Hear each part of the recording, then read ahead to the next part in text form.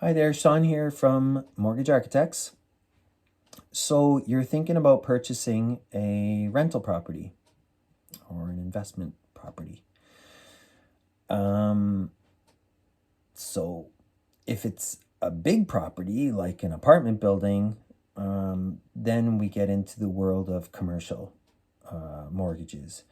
And in that world, the way that you would qualify for a mortgage is more so by the financials of the property, and it's a different department, and we can still completely guide you through the process, but it's a completely different animal than buying a residential property, with a home that you're renting, a single family home that you're renting, or if you have the upstairs and the downstairs rented. So those are two completely different things. When you're qualifying for a mortgage to purchase a rental property, the first thing you need to realize is that you're going to have to come up with 20% down. For the commercial one I was talking about, it's more like 30% plus. Okay. But let's stick to residential for this video. So you're going to have to come up with at least 20% down.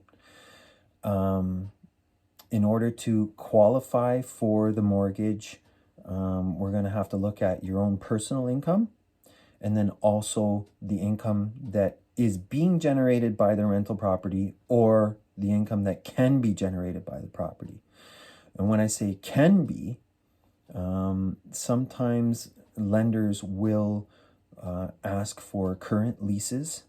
If you're buying the place and you don't have anybody there yet, then what they will generally ask for is for an appraiser to do a market rents, we call it. And what the appraiser will do is they will look at other properties in the area and then give a range of the potential rent that this property can generate. Now, once we have that, and we have your personal income, then we have to look at all of the debts. Okay, and the debts will generally be subtracted from the usable income. And some lenders are more generous than others on how much of the rental income you can use. Some lenders will use 100% of it to qualify. So if the rental property is generating $1,000 in rent per month, then they will consider $12,000 per year of additional income on top of yours when checking to see if you qualify for this mortgage. Other lenders will use less, and some use a formula, and some will subtract heating costs and property taxes and so on, and others will ask us to fill out an Excel spreadsheet that also factors in things like vacancy rates and so on. So buying a rental is a little bit more complicated in that way. If it's a student rental, forget about it. No bank out there wants to really do a student rental. And the reason why is because they tend to get trashed, and that's the bank's investment, and they're trying to protect their investment.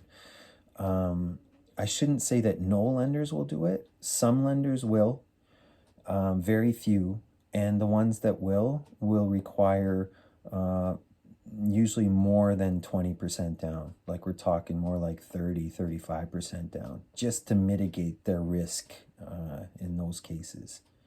Okay. So that's kind of the lowdown for buying a rental property. Banks will generally also add a premium on for rental properties. In other discussions on the website, we've gotten into, what rates you can qualify for. Rental property falls between falls in the category of not so great rates already because you're not insured, because you're putting more than 20% or more down. And then on top of that, when you call it a rental, then some lenders will also add a little tiny premium on top of that. So you're not going to get the best rates, but rental properties are still a pretty good investment in my opinion, and that additional premium on the rate doesn't really hurt that much when you're looking at the income that it's generating, and then also the equity that hopefully you're building in the property as the value of the rental goes up. Okay, so that's pretty much it. When you're buying a rental property, just remember that we're going to factor in the additional rental income.